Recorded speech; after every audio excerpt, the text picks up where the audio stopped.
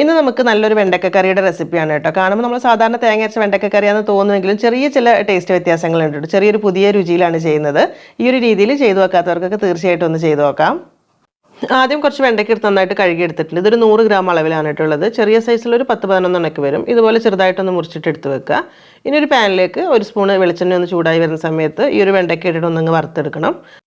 ഈ സമയത്ത് ഒരു നുള്ളു ഉപ്പൂടി ഇട്ട് കൊടുത്തിട്ട് വേണം ഒന്നങ്ങ് വഴറ്റിയെടുക്കാൻ. ഇതുപോലെ കളറൊക്കെ ഒന്ന് മാറി വരുന്ന സമയത്ത് ഈ ഒരു വെണ്ടയ്ക്ക എടുത്തിട്ട് ഒരു സൈഡിലേക്ക് മാറ്റി വെക്കാം. അടുത്തതിന് മീഡിയം സൈസിൽ വരുന്നൊരു സവാള കുറച്ച് വലിയ പീസായിട്ട് മുറിച്ചിട്ട് മിക്സിയുടെ ചെറിയ ജാറിലിട്ടിട്ട് ഇതുപോലെ ഒന്ന് പേസ്റ്റ് ആക്കി എടുക്കുന്നുണ്ട്. അതൊരു സൈഡിലേക്ക് വെക്കാം. അതിൻ്റെ കൂടെ തന്നെ മീഡിയം സൈസിലുള്ള ഒരു തക്കാളി എടുത്തിട്ട് അതൊന്ന് പേസ്റ്റ് ആക്കിയിട്ട് വെക്കാം കേട്ടോ. ഈ ഒരു കറിയിൽ നമ്മൾ ഇതിങ്ങനെയാണ് ചേർക്കുന്നത്. ഇനി ഈ ഒരു പാനിലേക്ക് തന്നെ 2 ടേബിൾ സ്പൂൺ വെളിച്ചെണ്ണ കൂടെ ഒഴിച്ചിട്ട് ഒന്ന് ചൂടാകുമ്പോൾ കുറച്ച് കടുക് ഇട്ടൊന്ന് പൊട്ടിച്ചെടുക്കുന്നുണ്ട്. അതിൻ്റെ കൂടെ തന്നെ ഇത്തിരി കറിവേപ്പില ഇട്ട് കൊടുക്കുക. അത് കഴിഞ്ഞിട്ട് നമ്മളിപ്പോൾ അരച്ച് മാറ്റി വെച്ചിട്ടുള്ള ഒരു സവാള ഇതിലേക്ക് ചേർത്തിട്ട് നല്ലോണം അങ്ങ് വഴറ്റി കൊടുക്കുക കേട്ടോ. ഒരു മീഡിയം ഫ്ലെയിമിൽ വെച്ചിട്ട് കുറച്ച് സമയം തന്നെ വഴറ്റിയെടുക്കണം. അപ്പോഴാണ് അതിൻ്റെ ഒരു പച്ചരുചിയൊക്കെ മാറി കറക്റ്റ് ഒരു ടേസ്റ്റിലേക്ക് എത്തണം. ശരിക്കും വഴന്നിട്ടില്ലെങ്കിൽ ആ ഒരു ഉള്ളിയുടെ ഒരു പച്ചക്കുത്ത് ഉണ്ടാവട്ടെ. ഇതുപോലെ കളർ മാറി തുടങ്ങുന്ന സമയത്ത് തക്കാളി അങ്ങ് ചേർത്തിട്ട് അതും കൂടെ വഴറ്റിയെടുക്കുക. തക്കാളിയും ഇതുപോലെ നല്ലോണം തന്നെ വഴറ്റിയെടുക്കണേ. ഒരു എണ്ണ തെളിഞ്ഞ് വരുന്ന പോലെ തന്നെ അങ്ങ് വഴറ്റിയെടുത്താൽ മതിയാകും. ഇതുപോലെയൊക്കെ വഴറ്റുന്ന സമയത്ത് കുറച്ച് ഉപ്പ് കൂടെ ചേർത്ത് കൊടുത്തിട്ട് വേണം കേട്ടോ വഴറ്റിയെടുക്കാൻ. അടുത്തതിന് മസാലപ്പൊടികളായിട്ട് ആദ്യം ഒരു 1/4 ടീസ്പൂൺ മഞ്ഞൾപ്പൊടി ഇട്ട് കൊടുക്കുന്നുണ്ട്. അതിൻ്റെ കൂടെ തന്നെ 1 ടീസ്പൂൺ എരിവെള്ള മുളക് പൊടിയും കുറച്ച് കാശ്മീരി മുളക് പൊടിയും മാത്രമാണ് കേട്ടോ. വേറെ മസാലപ്പൊടികളൊന്നും വേണ്ട. എന്നിട്ട് അതും ആ ഒരു പച്ചമണം മാറുന്നത് വരെ തന്നെ നല്ലോണം അങ്ങ് വഴറ്റാം.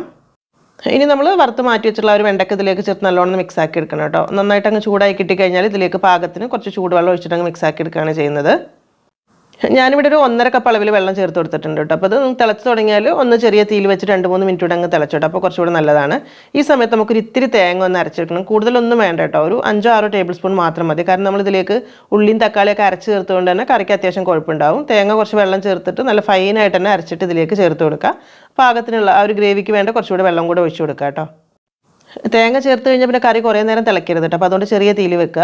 അതിന് മുൻപ് തന്നെ നമുക്ക് ഇതിലേക്ക് 1 ടീസ്പൂൺ ചെറിയ ജീരകവും 1 ടീസ്പൂൺ ഉലുവയും കൂടെ ചെറുതായിട്ടൊന്ന് വറുത്ത് പൊടിച്ച് മാറ്റി വെക്കണേ. ആദ്യം ചെയ്ത് വെച്ചാൽ നല്ലതാണ്. പിന്നെ ഈ ഒരു പൊടി മുഴുവനായിട്ട് നമുക്ക് ഇതിലേക്ക് വേണ്ട കേട്ടോ. ഒരു 1/2 ടീസ്പൂൺ മുതൽ 3/4 ടീസ്പൂൺ വരെയൊക്കെ മതി. ചെറിയൊരു അളവിലല്ല നമുക്ക് കറി ഉണ്ടാക്കിയിട്ടുള്ളൂ. പക്ഷേ മിക്സിയിൽ കൂടുതൽ എളുപ്പത്തിൽ പൊടിഞ്ഞ് കിട്ടാൻ വേണ്ടിയാണ് കുറച്ച് കൂടുതൽ എടുത്തിട്ടുള്ളത് കേട്ടോ. ബാക്കി കൂടുതൽ കറിയൊക്കെ എടുക്കുന്നുണ്ടെങ്കിൽ അതിനനുസരിച്ച് ഫ്ലേവറിനനുസരിച്ച് ചേർത്ത് കൊടുക്കാം. ലാസ്റ്റ് കുറച്ച് മല്ലിയിലയും കൂടി ഇട്ടൊന്ന് മിക്സ് ആക്കി എടുത്തു കഴിഞ്ഞാൽ നമ്മുടെ കറി റെഡി ആയിട്ടോ. ഉണ്ടാക്കി ഉടനെ കഴിക്കരുത്. ഒരു 1/2 മണിക്കൂറെങ്കിലും ഒന്ന് മാറ്റി വെക്കണേ. അപ്പോഴാണ് നമ്മൾ ചേർത്തിട്ടുള്ള ഒരു ജീരകത്തിൻ്റെ ഉലുവയുടെ ഒക്കെ നല്ലൊരു ഫ്ലേവറൊക്കെ ഇറങ്ങിയിട്ട് ഒരു സ്പെഷ്യൽ കറി ആവുന്നത് കേട്ടോ. കറി കുറച്ച് കൂടുതലൊക്കെ ഉണ്ടാക്കണമെങ്കിൽ ഉള്ളിയും തക്കാളിയുടെ അളവ് കുറച്ച് കൂടുതൽ എടുത്താൽ മതി. പിന്നെ ഇത് ചോറിൻ്റെ കൂടെ കഴിക്കുന്നതൊക്കെ കുറച്ചുകൂടെ ടേസ്റ്റിന് ചപ്പാത്തിക്കൊക്കെ പറ്റുന്ന നല്ലൊരു കറിയാണ്. ചോറിൻ്റെ കൂടെ കുഴപ്പമൊന്നുമില്ല. നമ്മളെപ്പോഴും ഒരേ രീതിയിലൊക്കെ ചെയ്യുമ്പോൾ ഒരു വെറൈറ്റി ഒക്കെ ആഗ്രഹിക്കുന്നവർക്ക് തീർച്ചയായിട്ടും ചെയ്ത് നോക്കാം. അപ്പോൾ വീഡിയോ ഇഷ്ടമായിട്ടുണ്ടെങ്കിൽ ഒന്ന് ലൈക്ക് ചെയ്യാനും ഷെയർ ചെയ്ത് സപ്പോർട്ട് ചെയ്യാനും കൂടെ മറക്കരുത് കേട്ടോ. താങ്ക്